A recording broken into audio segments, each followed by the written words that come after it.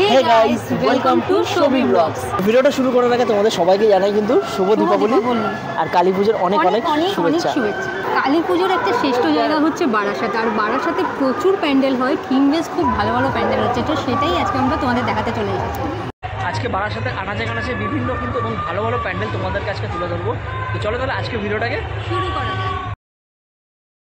আর বারাসাতে পুজো মানেই কিন্তু শ্রেষ্ঠ পুজো, আর তারই মধ্যে এখন চলে এসেছি কিন্তু আমরা অন্যতম আরেকটি পুজোতে, সেটা হলো পায়োনিয়ার পার্ক।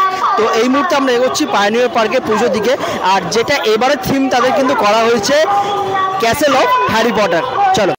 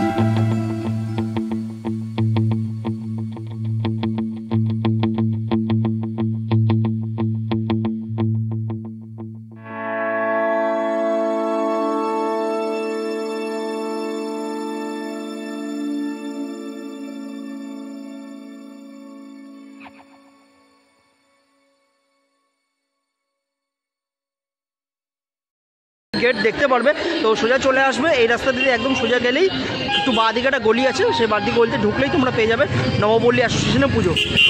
শুনছি তারা করেছে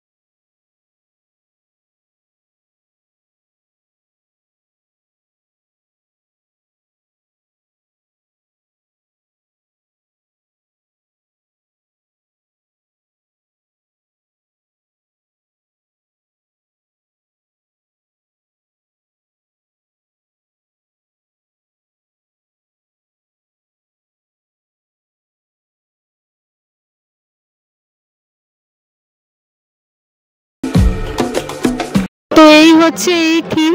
তো এখনো এটার ওপেনিং হয়নি, তো তোমাদের বাইরের থেকে এই এতটাই দেখাতে পারলাম। তো এখনো কাজ কমপ্লিট হয়নি, কালকের মধ্যে এটা ওপেনিং হবে। তো ওখানে তোমরা দেখতে পাচ্ছ এরকম জিনিসগুলো মুভ করছে মানুষের মতো। পুরো থিমটা কিন্তু বেশ সুন্দর, কিন্তু এটা ওপেনিং হবে কালকে। চলে আসলাম কিন্তু বারাসাতে আরো একটা ফেমাস পুজো, সেটা হচ্ছে সন্ধানীর পুজোতে। তো দেখতে পাচ্ছ একদম সন্ধানী গেটের সামনে কিন্তু আমরা দাঁড়িয়ে রয়েছি। আর সন্ধানী তোমরা আসবে কি করে, তোমরা কলোনি মোড় থেকে একটা জাস্ট টোটো নেবে, সন্ধানী তোমাদেরকে নামিয়ে দেবে। আর এটা হচ্ছে 11 নম্বর গেট। তো চলো এবার এদের এই সন্ধানী ক্লাবের এবছরের থিম হচ্ছে কিন্তু ইন্দোনেশিয়ার বালি, আর এটা হচ্ছে এখানে 63তম বর্ষ। চলো সামনের গেটটা দেখো কি সুন্দরভাবে করেছে, ভেতরে যাওয়া যাক।